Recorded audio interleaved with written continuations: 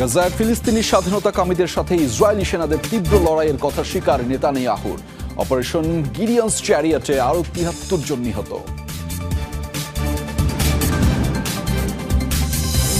৩ মাস বন্ধ থাকার পর অবশেষে গাজায় প্রবেশ করল ত্রাণ। এবার তেল আবিবের বিরুদ্ধে শক্ত অবস্থান যুক্তরাজ্য, ফ্রান্স ও কানাডার।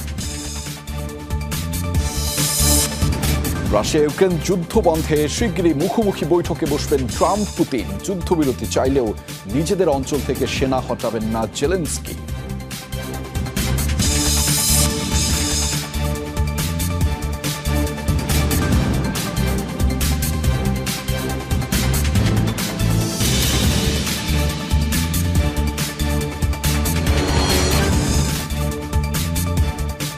দর্শক, এতক্ষণ শিরোনাম দেখছিলেন, আপনাদের সাথে আছি আমি আহমেদ রেজা। এবার জানাচ্ছি বিস্তারিত। গাজায় ফিলিস্তিনি স্বাধীনতাকামীদের সাথে আইডিএফ সেনাদের তীব্র লড়াইয়ের কথা স্বীকার করলেন ইসরায়েলি প্রধানমন্ত্রী বেনিয়ামিন নেতানিয়াহু। হামাসের প্রতিরোধ সত্ত্বেও পুরো গাজা দখলের ঘোষণা দিয়েছেন তিনি। গাজায় সীমিত পরিসরে ত্রাণ প্রবেশ ইস্যুতে স্বীকার করলেন বন্ধু রাষ্ট্রের চাপে বাধ্য হয়েছেন পিছু হটতে। আবারও অজানার পথে যাত্রা। খান ইউনিসে ইসরায়েলি হামলা আরেক দফা জোরদার। প্রাণ বাঁচাতে নিরাপদ আশ্রয়ের খোঁজে ছুটছে বিপর্যস্ত ফিলিস্তিনিরা। নির্বিচার বোমা হামলার ক্ষুধার্তদের হাহাকার। গাজার এমন পরিস্থিতিকে অনেকেই তুলনা করছেন ভিয়েতনাম যুদ্ধের সাথে। এ অবস্থায় মিত্ররাই যে সমর্থন তুলে নিয়েছে সেটি স্বীকার করেছেন ইসরায়েলি প্রধানমন্ত্রী বেনিয়ামিন নেতানিয়াহু। নিজেই জানিয়েছেন, এতদিন যারা অস্ত্র আর অকুণ্ঠ সমর্থন দিয়ে সহায়তা দিয়ে আসছিল, তারাও এখন ক্ষুধার্ত ফিলিস্তিনিদের দুর্বিষহ অবস্থা দেখে মুখ ফিরিয়ে নেয়ার সিদ্ধান্ত নিয়েছে। যারা বছরের পর বছর ধরে ইসরায়েলকে কোনো শর্ত ছাড়াই সমর্থন দিয়ে আসছিল, তারাই এখন এসে বলছে হামাসের বিরুদ্ধে বিজয় অর্জনে অস্ত্রসহ সব সহায়তা দিয়েছে, নিরাপত্তা পরিষদে সুরক্ষা দিয়েছে, কিন্তু ক্ষুধার্ত ফিলিস্তিনিদের ছবি দেখে মেনে নিতে পারছে না, আমাদের আর সমর্থন দিতে পারবে না। মিত্রদের সাথে মনোমালিন্য হলেও পুরো গাজা দখলের পরিকল্পনায় অটল নেতানিয়াহু। যদিও তিনি অকপটে স্বীকার করেছেন, ফিলিস্তিনি স্বাধীনতাকামীদের প্রতিরোধের কারণে উপত্যকায় তীব্র লড়াইয়ের মুখে পড়েছে তার সেনারা। গাজায় প্রচন্ড লড়াই চলছে, এর মধ্যে আমরা এগিয়ে যাচ্ছি, উপত্যকার সমস্ত অংশের নিয়ন্ত্রণ নিতে যাচ্ছি। হামাস যাতে মানবিক সহায়তা লুট করতে না পারে তার নিশ্চিতের জন্যই গোটা গাজার নিয়ন্ত্রণ নিতে হবে। এটাই আমাদের যুদ্ধ ও বিজয় পরিকল্পনা। অনেক পশ্চিমা দেশই গাজায় আগ্রাসনে ইসরায়েলকে সহায়তা দিয়ে আসছে, তবে ঐতিহাসিকভাবে তাদের পরম মিত্র যুক্তরাষ্ট্রের ভূমিকা সবাইকে ছাড়িয়ে গেছে। বন্ধু রাষ্ট্রগুলোর মধ্যে কারা ইসরায়েলের ওপর থেকে সমর্থন তুলে নেয়ার হুমকি দিয়েছে তা প্রকাশ করেননি নেতানিয়াহু। মোস্তফা মাহমুদ, যমুনা নিউজ। গাজায় ইসরায়েলি বাহিনীর বর্বরতা যেন চলছেই। আইডিএফের চলমান অপারেশন গিডিয়নস চ্যারিয়টে মধ্যরাত থেকে প্রাণহানির শিকার আরও কমপক্ষে ৭৩ জন। গাজায় স্বাস্থ্য অধিদপ্তর জানিয়েছে, নিহতদের অর্ধেকের বেশি নারী ও শিশু। হামলা থেকে বাদ পড়েনি উত্তর, মধ্য ও দক্ষিণের কোনো অঞ্চল। মূল টার্গেট শরণার্থী শিবির সহ জনবহুল এলাকাগুলো। উত্তর গাজায় বোমা বর্ষণে প্রাণ হারিয়েছে কমপক্ষে ২২ জন। দেইর আল বালায় ভয়াবহ হামলায় নিহত হয়েছেন আরও ১৩ ফিলিস্তিনি। নুসেইরাত শরণার্থী শিবিরেও চালিয়েছে আগ্রাসন, প্রাণ গেছে ১৫ জনের। আইডিএফের আগ্রাসনে বিপর্যস্ত খান ইউনুস ও ২টি পৃথক হামলায় মারা গেছে অন্তত ১০ ফিলিস্তিনি।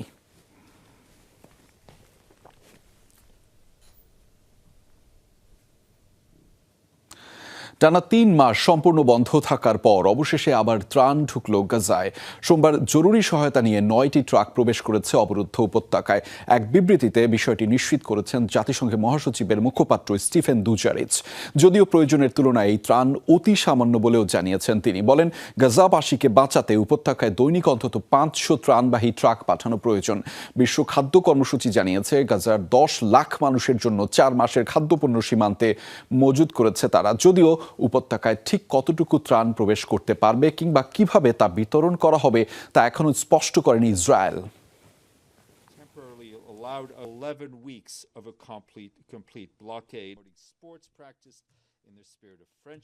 11 weeks of a complete blockade. আজ ক্যারম শ্যালম সীমান্ত দিয়ে আমাদের ৯টি ত্রাণবাহী ট্রাক গাজায় প্রবেশ করেছে। পরিস্থিতি যতদিন যুদ্ধবিরতির দিকে না এগুচ্ছে, ততদিন উপত্যকায় ত্রাণ সরবরাহ চালিয়ে যেতে হবে আমাদের। বৈরী পরিস্থিতিতেও যতটুকু সম্ভব নিজেদের দায়িত্ব পালন করে যাব। গাজা ইস্যুতে ইসরায়েলের উপর আন্তর্জাতিক চাপ বাড়ছেই। এবার তেল আবিবের বিরুদ্ধে শক্ত অবস্থান নিল যুক্তরাজ্য, ফ্রান্স ও কানাডা। উপত্যকায় সামরিক অভিযান অবিলম্বে বন্ধ না করলে তেল আবিবকে নিষেধাজ্ঞার হুঁশিয়ারি দিয়েছে প্রভাবশালী দেশ তিনটি। আন্তর্জাতিক প্রতিযোগিতা থেকে ইসরায়েলকে বয়কটের দাবি জানিয়েছে স্পেন। গাজায় প্রয়োজনীয় ত্রাণ প্রবেশের দাবিতে একযোগে বিবৃতি দিয়েছে 22 ইউরোপীয় দেশ। অপারেশন গিডিয়ন্স চ্যারিয়টসের নামে শুক্রবার থেকে গাজায় নতুন উদ্যমে নৃশংসতা শুরু করেছে ইসরায়েল। আরও উদ্ধত, আরও আগ্রাসী রূপে তাণ্ডব চালাচ্ছে নেতানিয়াহু বাহিনী। মাত্র 4 দিনেই প্রায় 600 ফিলিস্তিনির প্রাণ কেড়ে নিয়েছে নির্মম এই অভিযান। বিশ্বজুড়ে যখন সমালোচনার ঝড় চলছে, তখন ইসরায়েলের বিরুদ্ধে শক্ত অবস্থান নিল প্রভাবশালী 3 দেশ, যুক্তরাজ্য, ফ্রান্স ও কানাডা। নেতানিয়াহু প্রশাসনের কর্মকাণ্ডকে জঘন্য আখ্যা দিয়ে তেল আবিবের পাশে না দাঁড়ানোর ঘোষণা দিয়েছে তারা। অবিলম্বে চলমান সামরিক অভিযান বন্ধ না করলে নিষেধাজ্ঞার হুঁশিয়ারিও দিয়েছে। এই পদক্ষেপকে স্বাগত জানিয়েছে হামাস। প্রায় 80 দিন অভুক্ত রাখার পর সোমবার উপত্যকায় সীমিত পরিসরে ত্রাণ প্রবেশের অনুমতি দিয়েছে ইসরায়েল, যা 24 লাখ অনাহারী গাজাবাসীর জন্য অপ্রতুল।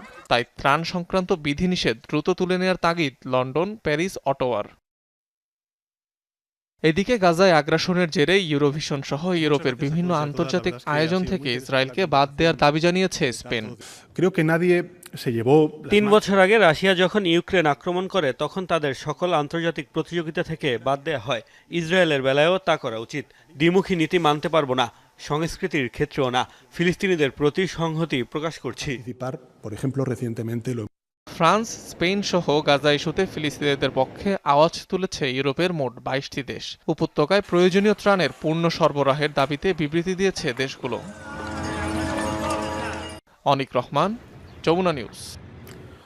গাজায় আরও এক ইসরায়েলি সেনা নিহত হয়েছে। সোমবার এই তথ্য নিশ্চিত করেছে দেশটির সামরিক বাহিনী।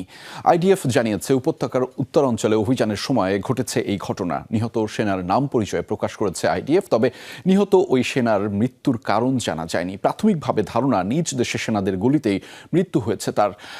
তবে প্রকৃত কারণ জানতে চলছে তদন্ত। যুদ্ধবিরতির চুক্তি ভঙ্গের পর গাজায় আবারও আগ্রাসন শুরুর পর ফিলিস্তিনি স্বাধীনতাকামীদের পাল্টা হামলার মুখে প্রাণ হারিয়েছেন বেশ কয়েকজন ইসরায়েলি সেনা।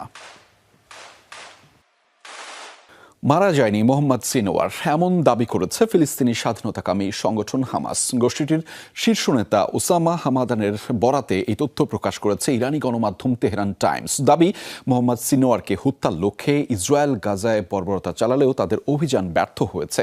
জানান, এখনও হামাসের সামরিক শাখার এই প্রধান দখলদার বাহিনীর বিরুদ্ধে লড়াই করছেন।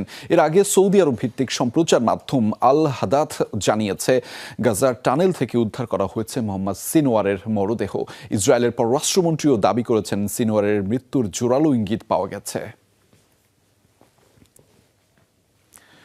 জর্ডানে চিকিৎসা শেষে গাজায় ফেরত পাঠানো হয়েছে 17 শিশুকে, কিন্তু তাদের অনেকেরই সম্পন্ন হয়নি চিকিৎসা, দরকার ফলো আপ। যুদ্ধ পরিস্থিতিতে কিভাবে সম্পন্ন হবে তাদের সেবাদান, তা নিয়ে চিন্তিত অভিভাবকরা। প্রয়োজনীয় ওষুধ, খাবার ও ভালো পরিবেশ না থাকায় অসুস্থ শরীর নিয়েই মানবেতর জীবনযাপন করছে শিশুগুলো। যে কোনো সময় ঘটতে পারে স্বাস্থ্যের অবনতিও। হৃদরোগে আক্রান্ত 5 মাস বয়সী শিশু নেভিন জন্ম তার এমন এক স্থানে যেখানে টার্গেট করে নিয়মিত হত্যা করা হচ্ছে শিশুদের। বেঁচে থাকাই যেখানে এক সংগ্রাম, সেখানে তার চিকিৎসার চিন্তা তো কল্পনাতীত। গাজায় জন্মানো এ কন্যা শিশু ও তার মাকে কিছুদিন আগে জর্ডান পাঠানো হয় চিকিৎসার জন্য। সেখানে সফলভাবে সম্পন্ন হয় ছোট্ট নেভিনের ওপেন হার্ট সার্জারি। কিন্তু এখানেই তো চিকিৎসার শেষ নয়, পুরোপুরি সুস্থ হতে দরকার নিয়মিত ফলো আপ। জর্ডান সরকারের কাছে নেভিনের মায়ের অনুরোধ ছিল তাদেরকে যেন আরও কিছুদিন থাকতে দেয়া হয় সেখানে, কারণ গাজায় ফিরে কোনোভাবেই সম্ভব নয় শিশুটির চিকিৎসা চালিয়ে যাওয়া। উল্টো বোমা ও নানা যুদ্ধাস্ত্রের শব্দে হতে পারে স্বাস্থ্যের অবনতি। কিন্তু মঞ্জুর করা হয়নি তার এই আবেদন। ফেরত পাঠিয়ে দেওয়া হয় গাজায়, কারণ সীমিত এ সেবা গ্রহণের সুযোগ। নেভিনকে ফেরত পাঠালেই কেবল তার জায়গায় চিকিৎসার সুযোগ পাবে গাজার আরেকটি শিশু। সন্তানের স্বাস্থ্য নিয়ে এখন খুবই চিন্তিত শিশুটির মা বাবা। যখন বলা হলো আমার মেয়েকে নিয়ে গাজায় ফিরতে হবে, ভীষণ অবাক হয়েছিলাম, কারণ ওর চিকিৎসা এখনো শেষ হয়নি। একজন রোগী হিসেবে ওর সেবা পাওয়ার অধিকার রয়েছে। এখানে এখনো যুদ্ধ চলছে, পরিস্থিতি খুবই ভয়াবহ, বিশুদ্ধ পানিও নেই, খুব সহজেই ও আবার অসুস্থ হয়ে পড়তে পারে। এখানে আমার মেয়ে গরম আবহাওয়া একটি তাঁবুর মধ্যে আছে, চারপাশে মাছি আর ভাইরাস, কোনো ওষুধ নেই। আমার সন্তানের চিকিৎসা, ডায়পার ও দুধ দরকার। তার হৃৎপিণ্ডে ছিদ্র রয়েছে, সে রোগের ওষুধও গাজায় পাওয়া যায় না। যদি এখানে চিকিৎসার সুযোগ থাকতো তাহলে আমি কখনোই তাকে বিদেশ পাঠাতাম না। জর্ডানের রাজা দ্বিতীয় আবদুল্লাহ সম্প্রতি ঘোষণা দেন ফিলিস্তিনের 2000 শিশুকে চিকিৎসা দেয়া হবে তার দেশে। এর অংশ হিসেবেই প্রথম দফায় অভিভাবক সহ 33 শিশুকে পাঠানো হয়েছিল দেশটিতে, কিন্তু চিকিৎসা শেষে ইতোমধ্যে গাজায় ফেরত পাঠিয়ে দেয়া হয়েছে 17 শিশুকে। নেভিনের মতো তাদের অনেকেরই এখনো পুরোপুরি শেষ হয়নি চিকিৎসা, তার আগেই ফেরত পাঠিয়ে দেয়া হয়েছে যুদ্ধবিধ্বস্ত ভূমিতে। তবে শিশুদেরকে যুদ্ধবিধ্বস্ত এলাকায় জোরপূর্বক ফিরিয়ে দেয়াকে আন্তর্জাতিক আইনের লঙ্ঘন বলে আখ্যা দিচ্ছে মানবাধিকার সুরক্ষা সংগঠনগুলো। রেজবানা সাইমা, যমুনা নিউজ। ইরানের পরমাণু কর্মসূচি নিয়ে আলোচনার কোনো অবকাশ নেই। কোনো পরিস্থিতিতেই ইউরেনিয়াম সমৃদ্ধকরণ থামানো হবে না। পরমাণু ইস্যুতে ওয়াশিংটনের সাথে আলোচনার মাঝেই এমন হুঁশিয়ারি দিয়েছে তেহরান। এই ইস্যুতে যুক্তরাষ্ট্রের কোনো লিখিত প্রস্তাব পায়নি বলেও জানিয়েছে খামেনি প্রশাসন। ইউরেনিয়াম সমৃদ্ধকরণ ইরানের পারমাণবিক শিল্প বিকাশের অংশ। কোনো পরিস্থিতিতেই এটি নিয়ে আলোচনার সুযোগ নেই। আমাদের পারমাণবিক শিল্পের নিরবিচ্ছিন্ন কার্যক্রম নিশ্চিতে এটি অপরিহার্য, যা ইরানি বিজ্ঞানীদের কয়েক দশকের কঠোর পরিশ্রমের ফসল। যুদ্ধবিরতি ইস্যুতে শিগগিরই মুখোমুখি বৈঠকে বসবেন রুশ প্রেসিডেন্ট ভ্লাদিমির পুতিন ও মার্কিন প্রেসিডেন্ট ডোনাল্ড ট্রাম্প। সোমবার ফোন আলাপে নানা ইস্যুতে আলোচনার সময় এমনটি জানিয়েছেন দুই নেতাই। যুদ্ধবিরতি কার্যকরে যে কোনো পদক্ষেপ নেওয়ার পক্ষে তাগিদ দেন ট্রাম্প পুতিন। তবে যুদ্ধবিরতি চাইলেও রাশিয়ার চাপে নিজেদের অঞ্চল থেকে সেনা হটাবেন না বলে জানিয়েছেন ইউক্রেনের প্রেসিডেন্ট ভলোদিমির জেলেনস্কি। এদিকে ভ্যাটিকানে যুদ্ধবিরতির আলোচনার জন্য রাশিয়া ও ইউক্রেনকে আমন্ত্রণ জানিয়েছেন পোপ লিও। ইস্তাম্বুল বৈঠকে রুশ প্রেসিডেন্ট ভ্লাদিমির পুতিন এবং মার্কিন প্রেসিডেন্ট ডোনাল্ড ট্রাম্পের অনুপস্থিতির পর ইউক্রেন রাশিয়া যুদ্ধবন্ধের আলোচনা নিয়ে দেখা দেয় শঙ্কা। শান্তি প্রক্রিয়ার সব উদ্যোগই ভেস্তে যাওয়ার উপক্রম হয়। এই অবস্থায় সোমবার রুশ প্রেসিডেন্ট ভ্লাদিমির পুতিন ও ইউক্রেনের প্রেসিডেন্ট ভলোদিমির জেলেনস্কির সাথে ফোন আলাপ করেন মার্কিন প্রেসিডেন্ট ডোনাল্ড ট্রাম্প। প্রেসিডেন্ট ট্রাম্পের সাথে প্রায় 2 ঘন্টা ফোনে আলাপ করেছি। দীর্ঘদিন ধরে চলমান এই সমস্যার সমাধানে ট্রাম্পের সরাসরি আলোচনার প্রস্তাবের জন্য তাকে ধন্যবাদ জানাই। ইউক্রেনের সাথে চলমান সংকটের শান্তিপূর্ণ সমাধান চায় রাশিয়া, সেজন্য কার্যকর সকল পদক্ষেপ নিতেও প্রস্তুত। জেলেনস্কি খুবই দৃঢ়চেতা একজন ব্যক্তি। তার সাথে কথা বলা সহজ না হলেও এই দফায় যুদ্ধ বন্ধ করতে সে রাজি। একই মত পুতিনেরও। যদিও এটি ইউরোপের বিষয়, তবু আমার মনে হয় সংঘাত সমাধানে সাহায্যের হাত বাড়ানো উচিত।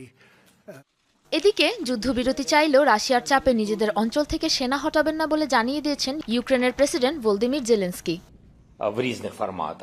প্রেসিডেন্ট ট্রাম্পের সাথে গতকাল 2 দফায় কথা হয়েছে আমার। প্রথমটি যুদ্ধবিরতি নিয়ে, দ্বিতীয় দফায় রাশিয়ার উপর নিষেধাজ্ঞা নিয়ে। যুদ্ধবিরতি নিয়ে আলোচনা করতে আমরা রাজি, তবে ইউক্রেনের ভূমি দখল ও সেনা হটানো নিয়ে কোনো রকম আপোষ মানব না আমরা। যুদ্ধবন্ধের পক্ষে মধ্যস্থতায় আগ্রহ দেখিয়েছেন নবনির্বাচিত পোপ লিও। জানান যুদ্ধবিরতি নিয়ে আলোচনা করতে মধ্যস্থতাকারীর ভূমিকা পালন করতে প্রস্তুত ভ্যাটিকান। পোপ লিওর এই প্রস্তাবকে সাধুবাদ জানিয়েছেন ইতালি, ফ্রান্স সহ ইউরোপীয় দেশগুলোর প্রধানরা। Sabrina Nusrat, Jamuna news. President Donald ট্রাম্পের চেয়ে ফার্স্ট লেডি মেলানিয়াকেই বেশি পছন্দ করেন রুশ প্রেসিডেন্ট ভ্লাদিমির পুতিন। ঠাট্টার ছলে একথা জানালেন মার্কিন প্রেসিডেন্ট ডোনাল্ড ট্রাম্প। ব্যক্তি পরিচয় নকল করে ডিপ ফেক পর্নোগ্রাফি তৈরির বিরুদ্ধে আইন পাশ করানোর নেতৃত্বে দিয়েছিলেন মেলানিয়া ট্রাম্প। এ বিষয়ে হোয়াইট হাউসে বিল সইয়ের সময় কথা বলেন মার্কিন প্রেসিডেন্ট। রাশিয়া ইউক্রেন যুদ্ধ বন্ধে রুশ প্রেসিডেন্ট ভ্লাদিমির পুতিনের সাথে দীর্ঘ ফোন আলাপ করেছেন তিনি। সে সময় এই মন্তব্য করেছেন রুশ প্রেসিডেন্ট, জানিয়ে মজা করে এমন কথা বলেন ট্রাম্প।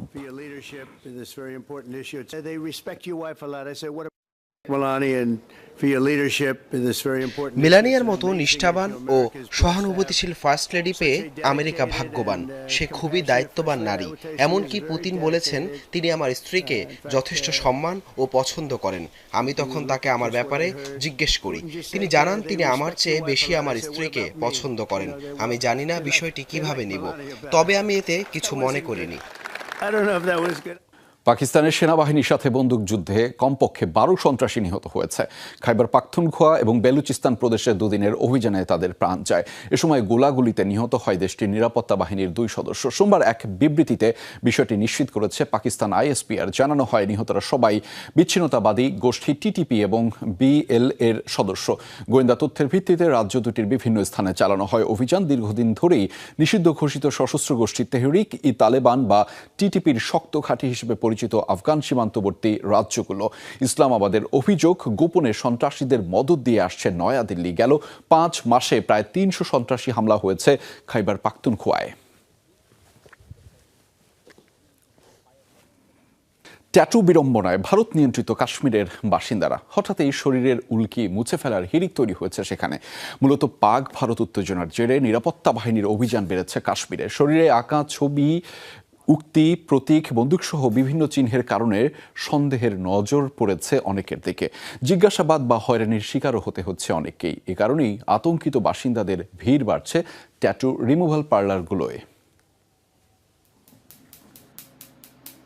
মুক্তির প্রত্যাশায় যে হাতে লেখা হয়েছিল আজাদি, আঁকা হয়েছিল রাইফেল, জীবন সংশয়ে আজ নীরবে মুছে ফেলা হচ্ছে সে উল্কি। সরকারের বিরুদ্ধে বিদ্রোহের প্রতীক হিসেবে ভারত নিয়ন্ত্রিত কাশ্মীরের বাসিন্দাদের শরীরে উল্কি বা ট্যাটু আঁকার প্রচলন দীর্ঘদিনের। সম্প্রতি পেহেলগামের সন্ত্রাসী হামলাকে কেন্দ্র করে তৈরি পাক ভারত উত্তেজনার জেরে অঞ্চলটিতে ভারতীয় সেনাদের দমন-পীড়ন ধরপাকড় বেড়েছে। এ পরিস্থিতিতে শরীরে ট্যাটু থাকার কারণেও সেনাবাহিনীর রোষানলে পড়ছেন অনেক সাধারণ মানুষ। কেবল উল্কির কারণে দীর্ঘ সময় চেকপয়েন্টগুলোতে আটকে রাখা, জিজ্ঞাসাবাদ, তল্লাশিসহ হয়রানির শিকার হচ্ছে স্থানীয়রা। ভয়ে ট্যাটু বা উল্কি মুছে ফেলার উদ্যোগ নিয়েছে অনেকে। ট্যাটু পার্লারগুলোয় ভিড় করছেন তরুণ থেকে বৃদ্ধ সব বয়সী মানুষ। গতকালই আমার কাছে শরীরে AK-47 রাইফেল আঁকা ট্যাটু মুছে ফেলতে আসে একটি ছেলে। বর্তমানে নাজুক পরিস্থিতির কারণে তাকে ট্যাটু মুছে ফেলতে বলেছে তার পরিবার। অনেক বন্ধু ট্যাটু দেখে উৎসাহী হয়ে নিজের শরীরেও এঁকেছি। কখনো ভাবিনি যে সামান্য একটা ট্যাটুর কারণে আমাকে এভাবে জিজ্ঞাসাবাদ করা হবে আর তা মুছে ফেলতে বাধ্য করা হবে। শখের ট্যাটুর জন্য রাজনৈতিক কিংবা ধর্মীয় বিষয়ের বদলে এখন ছোটখাটো নকশা, অর্থপূর্ণ লেখা কিংবা বিভিন্ন প্রাণীর অবয়ব বেছে নিচ্ছে কাশ্মীরের সাধারণ মানুষ। সাবরিনা নুসরাত, যমুনা নিউজ। ভারত নিয়ন্ত্রিত কাশ্মীরে আরও একটি অবিস্ফোরিত বোমা নিষ্ক্রিয় করা হয়েছে। সোমবার অঞ্চলটির পুঞ্চ জেলায় ভারতের সেনাবাহিনীর বোমা নিষ্ক্রিয়কারী দল বোমাটি ধ্বংস করেছে। স্থানীয় গণমাধ্যমের তথ্য মতে বোমাটি ভারত পাকিস্তান সংঘাতের সময় পুঞ্চ জেলার একটি গ্রামে পাওয়া গিয়েছিল। এর আগে গত রবিবার ভারতের সেনাবাহিনী জানিয়েছে জম্মু কাশ্মীরের বিভিন্ন এলাকায় অন্তত 42টি অবিস্ফোরিত বোমা ধ্বংস করা হয়েছে। দাবি সবগুলোই সাম্প্রতিক সংঘাতে পাকিস্তান থেকে ছোড়া হয়েছিল। রেমিটেন্স সংক্রান্ত যুক্তরাষ্ট্রের বিতর্কিত বিল ঘিরে উদ্বেগ যেন বাড়ছেই। তুমুল উত্তেজনার মধ্যেই দেশটির বাজেট বিষয়ক পার্লামেন্টারি কমিটিতে খুবই স্বল্প ব্যবধানে পাশ হয়েছে বিলটি। রোববার উত্থাপন করা হয়েছে নিম্নকক্ষ প্রতিনিধি পরিষদে। সেখানে পাশ হলে চূড়ান্ত আইনে পরিণত হতে সিনেটে উত্থাপন করা হবে বিগ বিউটিফুল নামের বিলটি। আইনটি কার্যকর হলে যুক্তরাষ্ট্রে বসবাসরত প্রবাসীদের নিজ দেশে রেমিটেন্স পাঠানো অনেকটা ব্যয়বহুল হয়ে উঠবে। এর আগে যুক্তরাষ্ট্র থেকে রেমিটেন্স পাঠাতে প্রবাসীদের 5% কর দেওয়ার বিধান রেখে বিলটি উত্থাপন করে ট্রাম্প প্রশাসন। অন্তর্ভুক্ত করা হয় গ্রিন কার্ড কিংবা H-1 ভিসাধারীদেরও।